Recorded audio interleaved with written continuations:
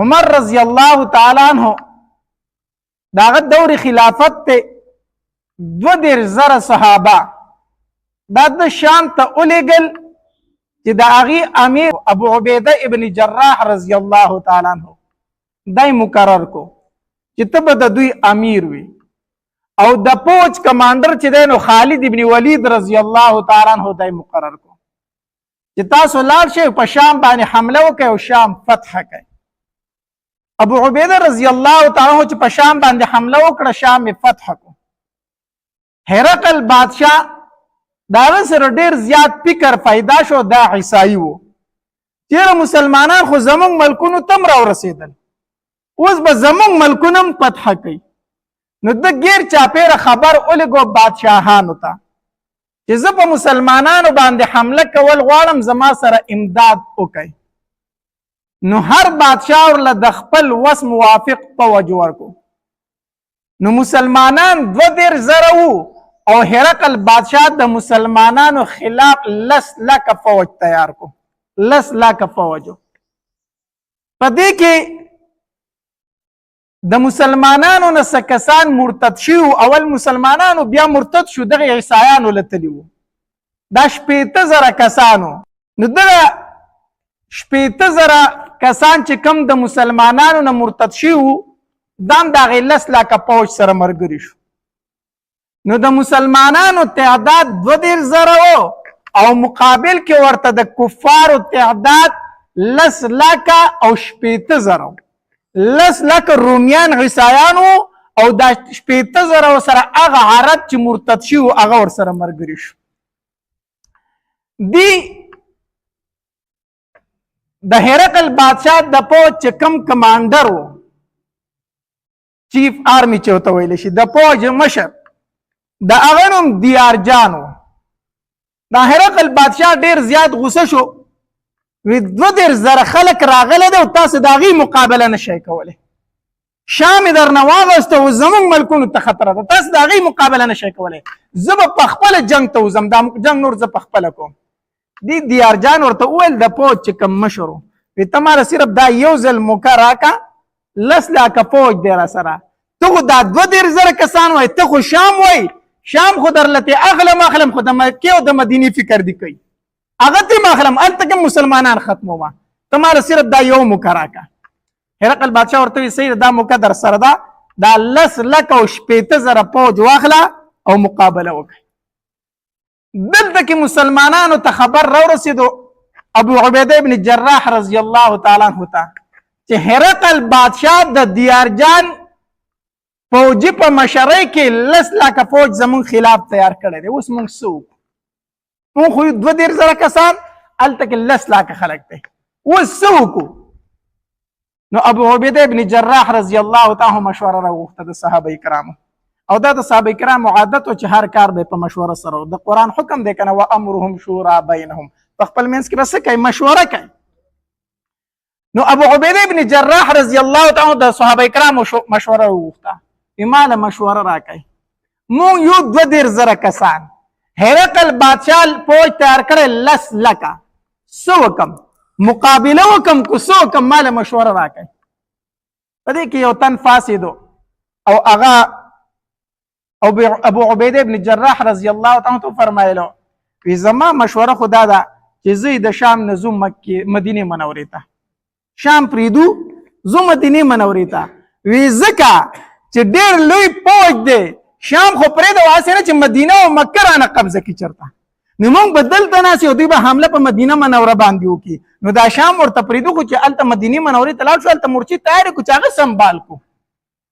دا خبره چې ابو عبیده ابن جراح رضی الله تعالی واورید نو ډیر سخت خپه شو او غوسه ول ډیر زیاته ورله وی کینا داسې خبره دی وکړه چې زما د تمامو غازیانو هغه حوصله دي خراب کړي ته خبره وکړه شام مونږ په کوم قربانو باندې اغسته دي د ابوبکر رضی الله تعالی په دور خلافت کې د شام د پاره مونږ کوم قرباني ورکړي څومره شهیدان ورکړي دي اوس به شام پریدو کافر وته ته څنګه خبره وکړه چې دا ورته پرې دی ځای مدینه منورې ته ډېره کمزوري خبره دی وکړه کینه ته. په دې کې ابو سفیان رضی الله تعالی عنہ فاسد د ابو سفیان رضی الله تعالی د معاویه رضی الله تعالی فلار دی او دا د نبی علیہ السلام ډیر سخت دشمن تیر شوی دی په جاهلیت کې او په غزوه احد کې د کفارو هغه مشري د کوله د کفارو د طرف نه مشري د کوله امیر دی وو ورسته بیا ایمان راوړی دی او په ایمان باندې ډیر کلک پاتې شوی دی او په دین اسلام کې بیا ډیر بهادری کړی دی.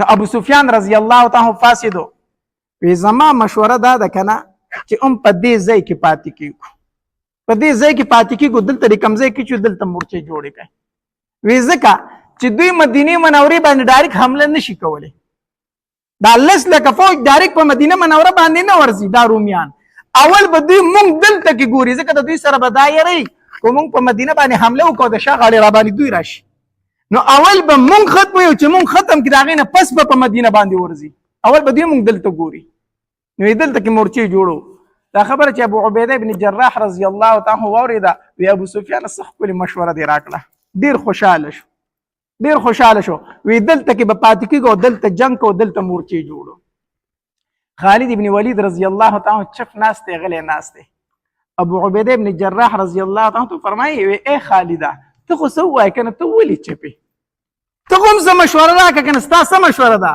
خالد ابن ولید رضی الله تعالی فرمایل وی ابو عبیده زه د مسلمانانو خلاف نشم کوله مسلمانانو چې کوم خبره کړې د زپ هغه کې مرګره ما اگر چې زما مشوره د دې داسې نه د بل شان ده زما رای دا نه د زما رای بل شان ده خو زه د مسلمانانو خلاف نه کوم هغه چې دلته پاتې کېږو بس دلته پاتې کېږو ابو عبیده رضی الله تعالی فرمایل وی خالده کله چې تا مونږ له مشوره راکړې الله پای کې ډیر برکت اچولې ده الله پاره کې ډیر خیر اچولې دی بیا مونږ شکست نه دی خوړلې مال رای راکا وی نشم کولای د مسلمانانو خلاف مسلمانانو چې دلته پاتې کېږو زه د دوی خلاف څنګه خپله مشوره ورکم ابو عبیده رضی الله تعالی فرمایل وی خالد ابن ولید چې تر څو پورې تا مشوره نه راکړې زه مخکې څه کوم نه مال به ته مشوره ضرور راکړې ځکه ستا په مشوره کې الله ډیر برکت اچولی دی نو خالد ابن ولید رضی الله تعالی فرمایل وی زما مشوره دا ده چې جنگ کو خو دې کوم ځای کې چې ته یې کنه نو کو د جنگ خامخا کول غواړي د جنگ اراده دي نو دا ځای د جنگ نه دی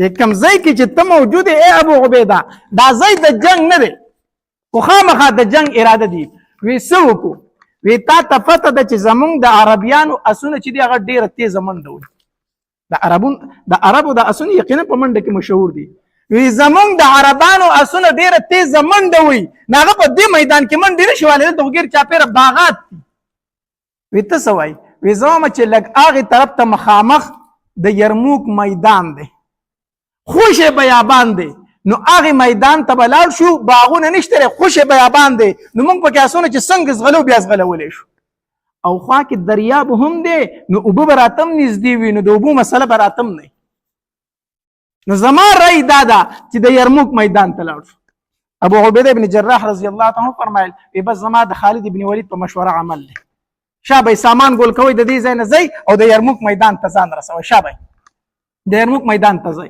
دې ته غزوه یرموک ویل شي ځکه د یرموک په میدان کې شوی یرموک ته ځان ورسوي صحابه کرام لاړو یرموک ته ورسېدل چې ورسېدل دلته د هغه طرف نه د کفارو فوجونه راغله 10 لاکه فوج د هرقل بادشاه را ورسېد 10 لاکه فوج په منځ کې 3 میله فاصله وه یو طرف ته 2,000 صحابه کرام دي بل طرف ته 10 لاکه فوج د کفارو دی منځ کې فاصله څومره ده 3 میله ابو عبیده رضی الله تعالی زر خط ولیکو ځکه امیر په دغه وخت کې چې هغه عمر رضی الله تعالی امیر المؤمنین او دغه دور خلافت په مدینه منوره کې هغه ته خط ولیکو بسم الله الرحمن الرحیم اے امیر المؤمنین مونږ تار علی ګل یو جهاد لا خو هرقل بادشاہ زمون خلاف 10 لاکه فوج جمع کړی دي او مونږ 2,000 کسان یو مونږ جنگ کول غواړو خو مونږ ډیر زیات کم یو اسنه چې سبا ته وای چې زما صحابه کرام دی ولې بې ځای شهیدان کړو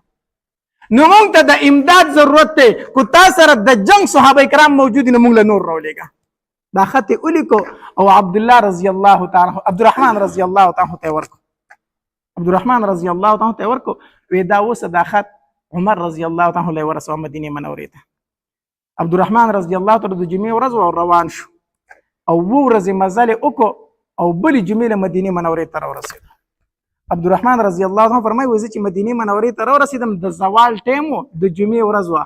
عمر رضی الله عنه په مسجد نبوي کې اودس کو د جمعې د مانځه دپاره تیاری کوله ځان یې تیارو. امیر المؤمنین دی د جمعې د مانځه دپاره ځان تیاری جمعه وپړاوئ. چې زه یې ولیدم ما ته وایي چې عبدالرحمن د کوم خوا نه رالې؟ ما ورته وایي چې د شام نه رالمه حضرت. وایي چې تا خو بیا زما د ملګرو خبر هم ماله راوړی وي خیر علي په خیر علي. ما وایي چې او جي ستا د ملګرو خبر مې راوړی دی. وی خط مې ورته ورکړو. وی چې خط عمر رضی الله تعالی ولید کنه وی دا رنگ بدل شو چې د مسلمانانو خلاف لس لاکه فوج د کفارو راغلی دی. وی اودس یې وکړو ځان یې تیار کو منبر ته وختو او په جهاد باندې بیان وکړو. د جهاد متعلق بیان وکړو ډېر جذباتي بیان وکړو او بیا په بیان کې وی ستاسو ملګري ډېر بد ګیر شوي دي 2000 کسان دي او عیسایانو ورله 10 لاکه فوج را لېږلی دی د جنګ دپاره. نو که څوک د هغې امداد کول غواړي ځان تیاروي سار ته چې هغوی پسې ځي جهاد له. بیان یې وکړو او چې کله د بیان نه فارغ شو که نه نو علي رضی الله تعالی راغی عمر رضی الله تعالی له وی عمره عبدالرحمن له خط ولیکه او په خط کې ورته دا ولیکه ابو عبیده رضی الله تعالی ته چې زمونږ د امداد نه تاسو له د الله امداد کافي دی.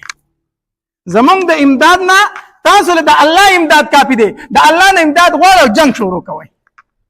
بس مونږ ته انتظار مه کوئ د الله نه امداد غواړئ جنگ شروع کوئ. دا ورته ولیکه. عمر رضی الله تعالی ولیکل پکې وی زمونږ د امداد نه تاسو له د الله امداد بهتر دی. د الله نوم اخلئ او جنگ شروع کوئ. زما درته اجازت. دا خط عبدالرحمن رضی الله تعالی له ورکړو. عبدالرحمن رضی الله عنه فرمایي وایي چې دا خط مې واغستو نو په باب حبشه باندې ووتم. عمرې له او حج له تللی نو هلته کې باب حبشه مدینه منوره کې یو دروازه موجود ده باب جبریل او باب حبشه. په باب حبشه باندې ووتم په اوښ باندې سور یم چې روان شوم نو رایات شو راته ما وایي چې عبدالرحمن مرګ له رواني بیا پته نه لګي چې ژوندی راشه نو لږ خو د نبي علیه السلام د روزي مبارکې دیدار وکړه که نه راشه د ده دیدار وکړه او بیا ترې نه ځه ځکه چې بیا هلته شهید کېږي بیا مدینې ته نه شي راتلی. وی اوښ مې راوګرځو د نبي علیه السلام روزې ته رالمه. وی چې رالمه وی علي رضی الله تعالی عنه عباس رضی الله تعالی عنه فاطمه رضی الله تعالی او عایشه صدیقه رضی الله تعالی عنها وی دا ناستي او حسنین چې دي که نه نو یو د علي رضی الله تعالی په غېږ کې پروت دی او بل د عباس رضی الله تعالی په غېږ کې پروت دی. دا 15 واړه کسان دغلته ناست دي. وی زه چې علي رضی الله تعالی ولیدم وی ما ته چې عبدالرحمن څه ګوري ته لا تللی نه یې زر زه دا خط رسوه. ما ورته وی چې ای علي رضی الله تعالی ځم خو د نبي علیه السلام د روزي دیدار له لږ رالمه او ما وی چې تاسو به راته لږه دعا وکړئ دعا به راته وکړئ چې الله راته مزل اسان کړي. ما ته وی چې د عمر غونته سړی موجود دی خو هغه درته دعا وکړه دغه پوره ده که نه ځه د عمر غونته سړي درته دعا وکړه نو دا پوره نه ده. ما چې بالکل عمر رضی الله تعالی راته دعا وکړه خو تاسو اهل بیت یئ تاسو د نبی علیه السلام خاندان یئ خو تاسو راته دعا وکړه د نبی علیه السلام په روزي په خوا کې راته دعا وکړه زه به ډېر خوشحاله شمه. وی عباس رضی الله تعالی لاس پورته کړو او علي رضی الله تعالی لاس پورته کړو. وی عباس رضی الله تعالی دعا شروع کړه. وی د نبی علیه السلام روزي ته داسې لاس ونیو چې الله زه درته دا روزي والا د دې روزي دا صاحب درته وسیله کومه ته د په برکت سره دی عبدالرحمن ته دا مزل لږ اسان کا ته د په وسیلې سره دی عبدالرحمن ته دا مزل لږ اسان کا. وی دعا راته وکړله. بیا راته علي رضی الله عنه فرمایل چې عبدالرحمن اوس خو زه که نه اوس خو درته اهل بیت دعا وکړه اوس څه مشکل دی اوس ځه.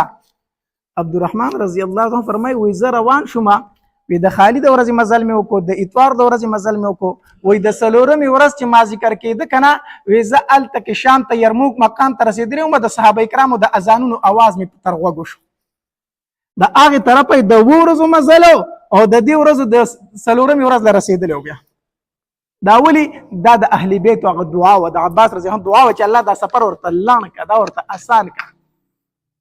په 2 ورځو کې د 2 سفر د دې طرف د 2 ورځو سفر په دې طرف په 2 ورځو کې ما ورسېدم. خط مې ابو عبیده رضی الله تعالی ورکو چې د امیر المؤمنین خط دا دی چې ابو عبیده رضی الله عنه خط وکړو په هغې کې دا لیکلي چې تاسو د الله نوم اخلئ او جنګ شروع کوئ. سحر شو چې کله سحر شو نو ابو عبیده رضی الله تعالی صفونه جوړ کړ. چې صفونه جوړ کړو نو 3 صفه تیار کړو. خو دې 2,000 صحابه کرام چې دوی جهاد ته ځا سره خپل بیبيانې بوستوي جهاد لا.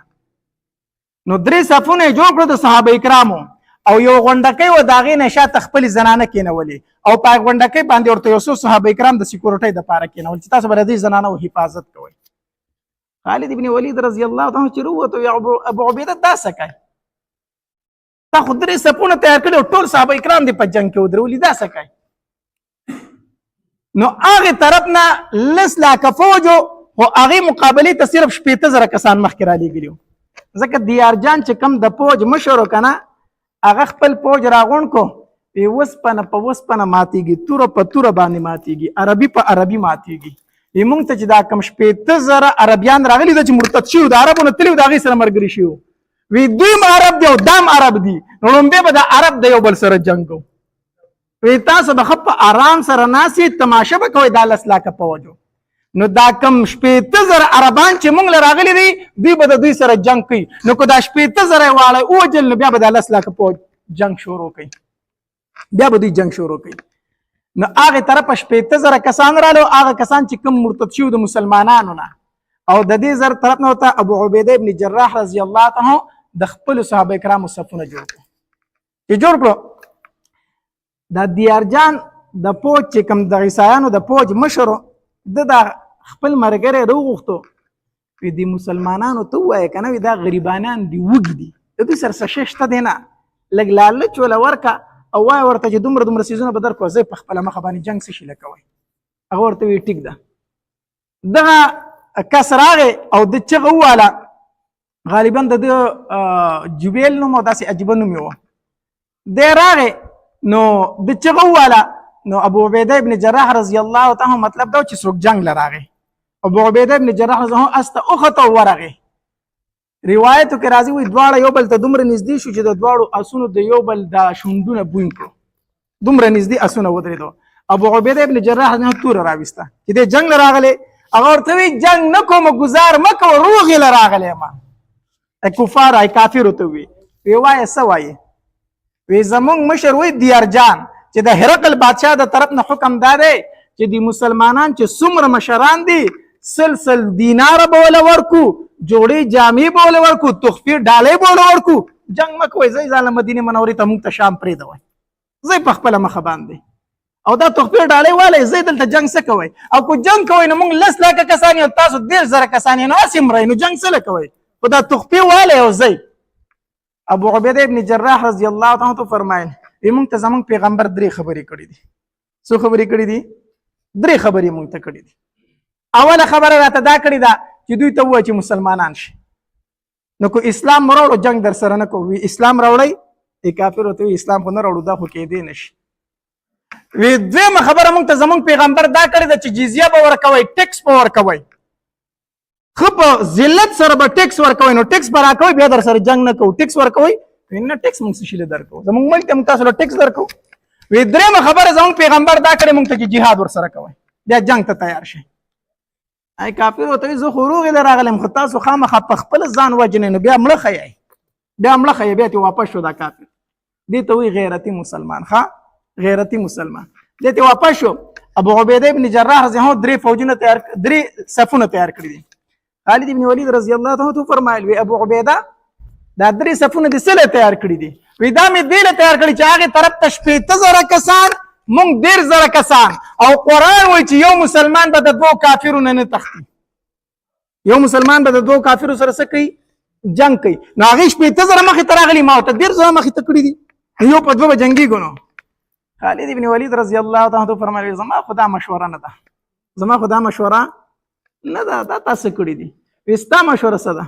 وی زه درته یو خبره کومه، مونږ 10,000 کسان یو هغه 15,000 کسان دي. نن مونږ جنګ وکړو، څه خو وکړو؟ جنګ وکړو او د 10,000 کسانو دا 15,000 کسان ووجل، مړه یې کړو. ماښام شو دا ټول کافر مونږ ووجل. چې دا مونږ ووجل که نه نو سبا خو مونږ ستړي یو، جنګ نشو کولی. نن ټول ورځ خو به جنګ کړی، سبا خو جنګ نشو کولی. زمونږ ډېر بهادر یو، ډېر نران یو، سبا به بیا جنګ کوو. هغه به 2 لاکه فوج نور دمر وباسي. سبا بیا وجنګېږو د 2 لاکو فوج سره، هغه خو ولم مړ کړو. د ماښامه پورې هغه مړ کو کنه. نو په درېیمه ورځ خو بیا جنګ نشو کولی کنه، بیا به ستړي وو. زمونږ ډېر نران یو، په درېیمه ورځ بیا هم جنګ کولی شو. په درېیمه ورځ چې جنګ کوو 2 لکه پوځ هغوی بیا نور راویستو. نو په درېیمه ورځ خو هم چې جنګ وکړو هغه 2 لکه هم مړه کړو. هغوی سره خو نور هم شاته نور پوځ پروت دی. نو دا خو د جنګ طریقه نه ده. موږ به تر څو پورې دا 10,000 کسان جنګو، هغه 10 لکه پوځ دی، د ختمېدو نه دی. نو ابو عبیده رضی الله تعالی ته وفرمایل ستا سره یې د څه وکړو زه، ته څه وایې، ته څه وایې؟ نو خالد ابن ولید رضی الله تعالی فرمایل زه به د 80,000 کسانو مقابله په 10 کسانو کومه. د 80,000 کسانو مقابله په څو تنو کومه؟ په 10 کسانو به کومه. ابو عبیده ابن جراح رضی الله تعالی ته فرمایل دا خو نشي کېدی. دا ته څه کوې؟ تا د عمر رضی الله تعالی خط نه دی لیدلی چې هغه پکې څه لیکلي دي چې زما صحابه کرام ګوره بې ځایه ځای شهیدان نه کوي. دا خو ته د نبي علیه السلام صحابه کرام هسې شهیدان کوي. نو خالد ابن ولید رضی الله تعالی ته فرمایل کو دا 10 کسان زه هلاکوم شهیدان کوم، لومبه به زه شهید کېږم. دې 10 کسانو سره به اول زه روان یم. ابو سفیان رضی الله تعالی فاسدو وی خالد دا ته څه کوي؟ د 80,000 کسانو مقابله په 10 تنو کوي، دا ته څه کوي؟ خالد رضی الله تعالی غوسه ورله وی اے ابو سفیان په جاهلیت کې ډېر بهادر وي، دا څه د بوزدلې خبرې دي شروع کړي. جاهلیت کې ډېر بهادر وي، دا څه د بوزدلې خبرې دي شروع کړي. اوس ما ته وایي چې داسې کوي. ابو سفیان رضی الله تعالی ته فرمایي بوزدلې نه کومه، خو چې ته 10 کسان 80,000 کسانو ته مخامخ کوي نو بیا کم از کم 80 کسان ورته مخامخ کا. څو ته مخامخ کا؟ نو یو تن په 2 نه یو تن په 1000 بشي. نو تاسو به 80 تنه یې، هغوی به 80,000 کسان یي، نو یو تن به مقابله د 100 کسانو کوي، د 1000 کسانو کوي. خالد ابن ولید رضی الله عنه فرمایي زما مشوره خو د 10 کسانو خو چې تاسو وایي 80 کسان جو زه 80 به ځان سره واخلم، 80 به والم. نور صحابه کرام ته تاسو ټول شاته شئ، ټول شاته شئ، صرف 80 تنه ترې راوایستله. او اول اواز یې وکړو خالد ابن ولید رضی الله تعالی وی عبدالرحمن ابن ابي بکر کم ځای دی؟ د ابوبکر زوی چېرته دی؟ پاسته عبدالرحمن رضی الله تعالی پاسېدو. وی عکرمه ابن ابي جهل کم ځای دی؟ د ابو جهل زوی عکرمه رضی الله تعالی. دا مسلمان شوی وګورئ ښه، ابو جهل زوی دی او بیا داسې د بهادرۍ جنګونه کړي دي او په دې جنګ یرموک کې بیا شهید شوی دی، په دې غزا کې بیا شهید شوی دی. وی عکرمه کم ځای دی؟ عکرمه پاسه. وی داسې یو نوم یې اخیستو، یو نوم یې اخیستو.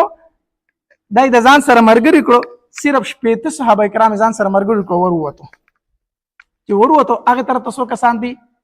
80,000 کسان دي. جنگ شروع شو، دې طرفه 80 کسان د مسلمانانو، خالد بن ولید زهم ملګری دي، هغې طرفه 80,000 کسان. جنگ شروع شو، جنگ کېدو صحابه کرامو تماشه کوله، سیټ ته ولاړ دي تماشه کوي.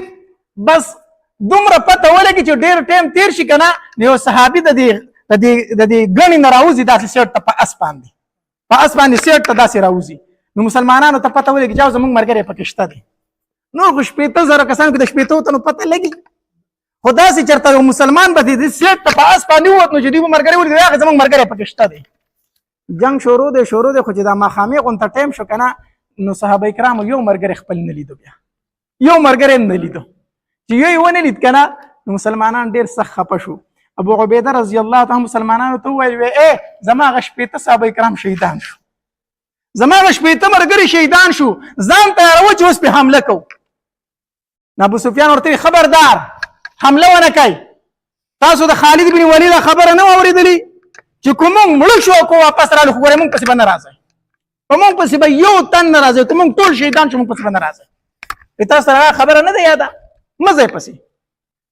صحابه کرام ډېر سخت خفه دي. په دې دوران کې ګوري چې خالد بن ولید رضی الله عنه ستړی ستومانه په اس سور دی او را روان دی او څه ملګري ورسره هم دي. راورسېدل چې د مسلمانانو خواله راورسېدل، خالد بن ولید چې خپل ملګري وشمارل صرف 60 کسان دي ورسره. 80 تنو کې ورسره څو کسان دي؟ 60 کسان.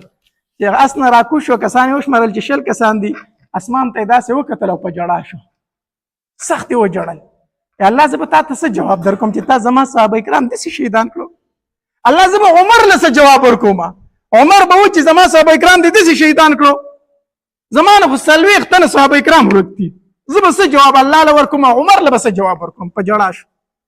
چې په ژړا شو ابو عبیده رضی الله عنه ته وویلو ما سره 100 کسان قربانۍ والا نور که، نور را سره سل کسان مرګري کا زه نه وده کېږم زه تر هغې پورې نه وده کېږم تر څو مې چې د خپلو څلوېښتو صحابه کرامو بدل نه دی اخیستی زما سره سل کسان قربانۍ والا مرګري کا سل تنه نور پاسېدلو چې کله پاسېدل ګرمي درله کېږي ګرمي در څه وکړم ښه سل تنه ځان سره نور مرګري کړو چې سل تنه نور مرګري کړو ابو عبیده رضی الله تعالی ته فرمایي وی خالده ته ستړی شوی یې خالده ته ستړی زه هم لکم ته مه ځه وی قسم په الله زه به ځم زه خو هر څومره ستړم زه به ځم دا 40 کسان به زه راولم یا به د هغوی لاشونه شهیدانو جوسې به راوړم او یا به یې بدل اخلم 100 کسان ورسره شو دی روان شو چې روان شو چې میدان جنگ ته ورسېده که نه نو 15,000 کافر مردار کړي دي په 80 تنه څو کسان مردار کړي دي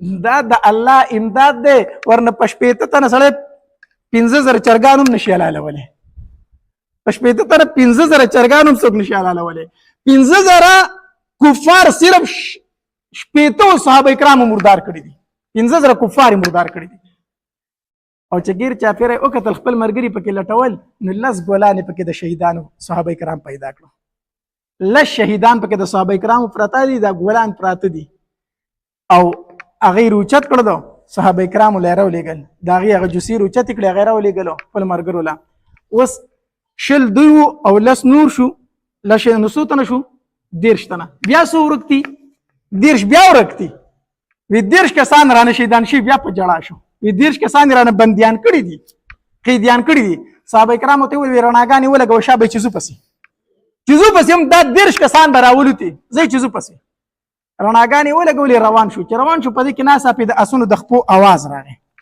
دوی چې ودرېدل وایي کتل نو هغه صحابه کرام را روان دي چې راورسېدل وشمارل 25 کسان هغه وی تاسو چېرته تللي وایي اوسه پورې ولې نه وایي وی چې کافرو شکست وخوړو موږ په هغې پسې روان نو په دې دشتو کې اوس غلول نو په دې دشتو کې هوتې نور هم ډېر شی مردار کړي دي موږ په هغې پسې تللي وو نو 25 نور رالو نو څو پاتې شو 15 اوس 15 صحابه کرام دا بندیان شوي وو په دوی کې زرار ابن ازر رضی الله تعالی عنہ زرار ابن ازر رضی الله تعالی عنہ دا زرار ابن ازر رضی الله تعالی عنہ ډېر عجیب صحابي وو زرار ابن ازر دا پهلوان وو په مسلمانانو کې ښه کو د شام د فتح تاریخ وګورئ نو پای کې ډېر زیات کردار د زرار ابن ازر رضی الله تعالی عنہ او د خالد ابن ولید رضی الله تعالی عنہ دی دا داسې صحابي دی پهلوان وو دله مقابلې ته 80 پهلوانان وروتل د کفارو د طرف نه هغه یو په یو جنګ کېده که نه د هغې طرف 80 ووته دې طرف دی یوازې ووتو او چې ده پې شروع کړه چې 18 مردار کړو نو هغه نور وتښتېدل دا داسې صحابي زرار ابن ازر رضی الله عنه او دا داسې بهادر صحابي و که نه چې دی به جنګ ته وتو جنګ ته به وتو نو ده به کمیس ویستو زغره به یې نه اچوله نو کمیس به یې ویستو کمیس به یې لرې ورتاو کو نو چا ورته وي ته دا کمیس ولې وباسې وی دا دې دپاره وباسمه دا کافر به وایي چې ده د کمیس ته لاندې زغره اچولې ده نو دا کمیس ځکه وباسم چې ګورې په بدن مې څه شی شته دی نه نو چې دوی را باندې ښه ډاډه حمله کوي چې دا کافر په ما ښه ډاډه حمله کوي چې راشه په بدن یې څه شی شته دی نه چې ډایرکټ را باندې حمله کوي داسې په الله باندې توکل و وی زه چې په اوسپنو باندې ځان ساتم نو په الله باندې ولې ځان نه ساتم نو زغره به ده نه اچوله بربن به داسې وتو دومره خو دی بهادر صحابي زرار ابن ازر او د ده خور وه هغه هم په دې غذا کې شامله وه د هغې نوم خوله بنت ازر رضی الله تعالی دا د خور وه او دا هم دومره بهادره ښځه وه چې په دې غذا کې هم دې 10 تنه مردار کړي وو دې زنانه پکې 10 تنه مردار کړي وو خور او ورور داسې بهادر وو